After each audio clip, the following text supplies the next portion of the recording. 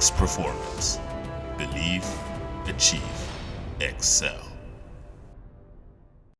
Well, Dan Agyei is already an established footballer, having spent 4 years with a Premier League club, and arguably he is now enjoying his best season in his career. So I'm delighted to say that Dan is joining us live on Max Performance TV.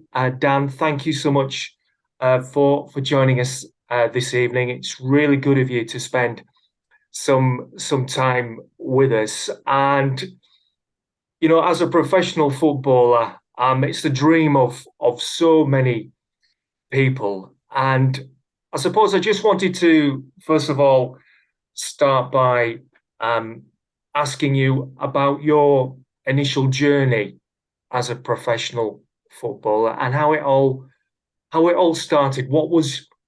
How old were you when you first began your love for football? I probably started my love for football age of 3, 4.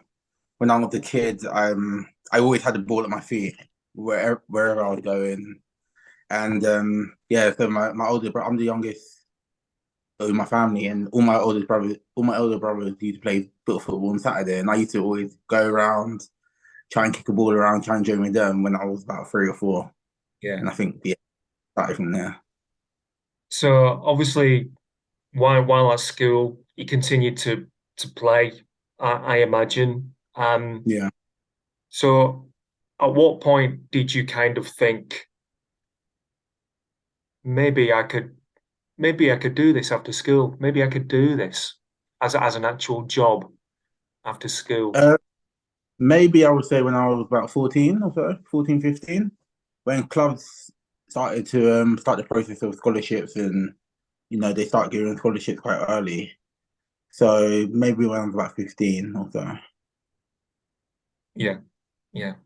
And listening to other footballers coming through the academies, it's not an easy journey, is it? Particularly for so many who find that they're not actually good enough to make the grade. Yeah. How how difficult was your journey, or was it relatively smooth? I would say when I turned on in the under 18 level, my first year was quite difficult. I didn't really play that much. In the second year, I started to play more and I scored quite a lot of goals, so that made it easier for me. But yeah, like you said, there's so many players out there that when they get to the under 18 level, a lot of clubs they're more cutthroat, and a lot of people get dropped from there. And I've been quite fortunate, but yeah, there are a lot of good players out there that have been obviously unfortunately let go. Yeah, yeah. And you talked about scoring goals. I mean, has that always been your strength? Yeah, I would say so. Since I was a kid, I used to always score a lot of goals, and yeah, just need to keep that up. Well, I know, Dan, that well, I'm going to ask you really, but your time at AFC Wimbledon, you had one particular season there. I think it was in the 2014-15 season, playing for the Mm. under 18s and the under 21s. And you had quite a season, didn't you? You scored lots and lots of goals, and you Yeah, you started to attract some attention from some quite big clubs. yeah, Tell me yeah. I about remember. that. Yeah, so that season I ended up scoring 35 goals. I think 25 of those goals were already by Christmas time. And then yeah, there was quite a lot of interest. And to be honest, that was the first time where I was getting in the papers and all sorts of stuff. So when you're quite young as well, you don't like it can get to your head and stuff. But yeah, it was an interesting time that. Well, how did you manage with that? Because when you get all the adulation, um, you're gonna feel 10 foot tall, aren't you? So, particularly at a young, impressionable age, how did you Yeah. how did you handle that? And did you have people around you who helped you to keep your feet on the ground? Yeah, yeah, definitely. And my family always keep keep me grounded, so that helps. Yeah. And yeah, it was just my family and my friends. You know, they'll keep me grounded. And but at such a young age, it could get. I can see how it can affect other people and how. Yeah, So I know that you had interest from three London clubs, yeah, didn't you? I think that's yeah, correct, Dan. Now I think West Ham, Fulham, and Chelsea. Is that yeah. right? I think so. Yeah. Nothing really materialized with Chelsea and Fulham, but with West Ham, I trained with them for a few days. It was okay, but they wanted me to train with them for longer. But at the time, I still had to go to Burnley because Burnley wanted to have a look at me. So that's why I went to Burnley. Yeah, Yeah, yeah. Well, let's actually talk about your time at Burnley because at that time they were a Premier League club, and you went up there aged just 18. 18. Um, Yeah, so that must have been on the one hand, it must have been so exciting for you to join a Premier League club.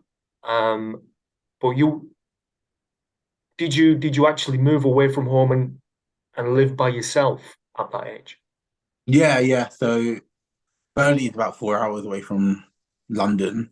So yeah, that was the first time with me moving out, and Burnley's quite far. So yeah, Yeah. yeah. What was that like for you, Dan? It Just was living it by was yourself. um I mean, looking back on it now, it was good for me. I feel like I needed it. It helped me to grow up a lot faster. Right. Um, yeah, I enjoyed it, but it's a different environment there. So it took a bit of time to adjust to it. But yeah, once I adjusted, I enjoyed it. And what do you mean by a different environment? How No, was it? just different to London. Right. London Right. quite busy and so on, and going out to Burnley, things are a lot quieter. Yeah. Yeah. Yeah. So how did that change? How did that change your approach to life as a footballer? Not only moving away, but joining a Premier League club as well. Did your mindset as an athlete change? Yeah, I would definitely say so. I think when I was at Wimbledon, I didn't really understand the nutrition part of the side of football and the sleep side. But when I got to Burnley, I realized how fundamental these things were. And if you weren't on top of those things, you'll get found out. And I think I learned that quite early on, and I adjusted to that. Right. Right. So it must have kind of felt like almost like a shock to the system. Yeah, I would say so. Yeah. Right, right.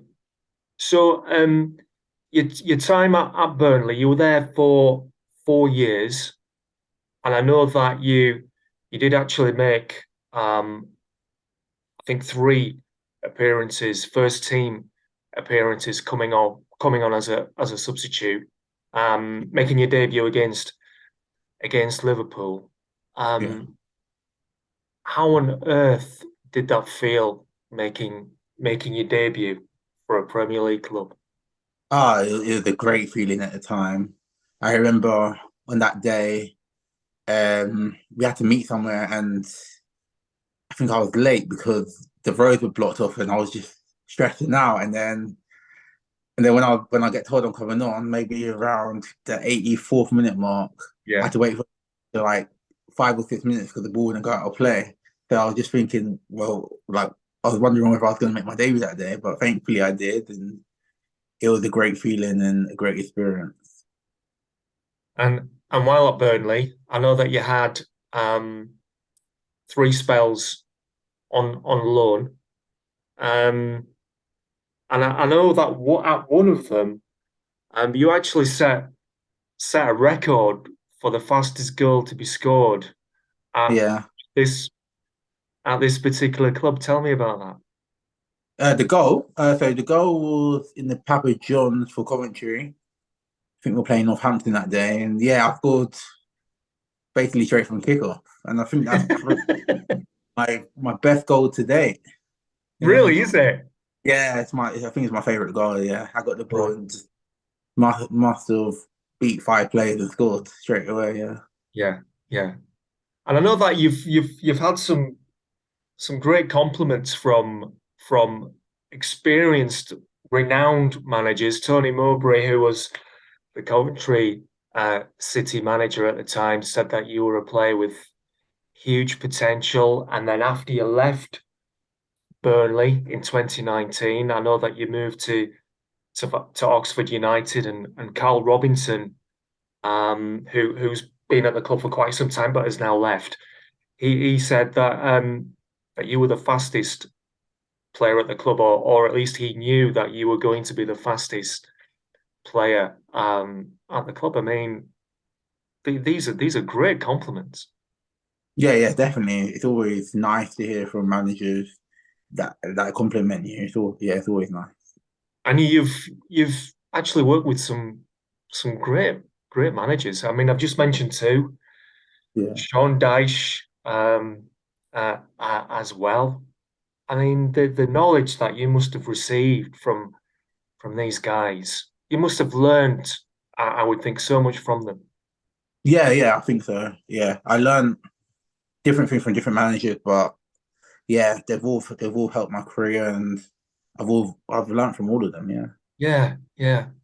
So, I think it's fair to say, Dan, that your career is still at a relatively early stage. Um, and now you're playing you're playing for Crew Alexandra, and you're really having a good season. You're their leading goal scorer this season. Yeah, yeah, I'm having a good season. I'm enjoying it, and yeah, I'm the leading goal scorer. I think I could have scored more goals, but yeah, hopefully I can score more goals and keep creating chances and being a positive impact on the team. Yeah, yeah. And it's great to see that you're doing so well in your first season at the club. Have you got an idea of where you'd like to take your career? What are you hoping for, or at least once you retire, when you look back, what is the one thing you would have liked to have achieved? I would like to. Obviously, I've had the taste of Premier League football. I would like to one day get back there and play week in, week out at that level. Yeah, yeah.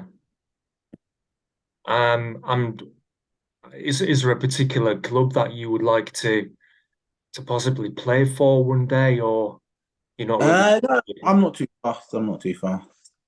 Yeah. Okay, so let's kind of delve a little deeper into your life as a professional footballer then, Dan. What's a typical day for you like working as a professional footballer, and what does it take, and what does it take up here to be a good athlete? What it takes, I would say, I think you need to be on top of uh, not just training. You need to work hard, obviously, in training every day, but you need to just live your life correctly. I would say sleep, get a lot of sleep, hydrate yourself, have the right nutrition, um, and just yeah, work hard, whether it's on the training field or in the gym or whether you're just stretching. Always just making sure you're always mentally ready for whatever comes up. Yeah. So how do you stay on the looking at the mental side of things? How do you stay focused as an athlete so that you're not distracted by things that may not be so healthy for the mind? How do you stay how do you stay I, focused as an I athlete? think Because It's who you surround. Maybe I think it's who you surround yourself, what you listen to, what you watch. All those kind of outside influences can obviously affect you. And I mean, if you keep good company around you and you're always watching, you're always willing to learn, I think that helps you keep focused. And so how much of an influence does your family now have on your career? They have a massive influence on my career. I talk to them a lot. They watch all my games, and yeah, And so, do you often go down and see your family, or do they come up and see you? How does that work?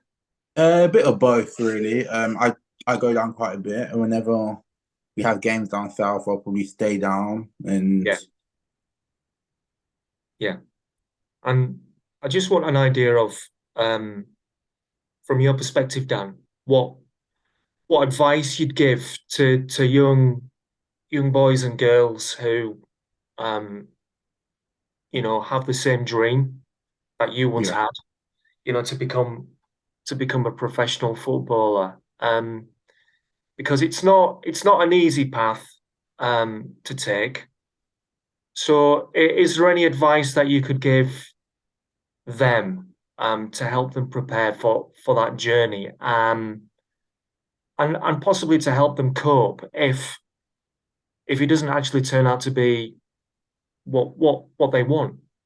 yeah. First and foremost, I would tell them to enjoy it. Every day playing football, it's a gift and it's a blessing.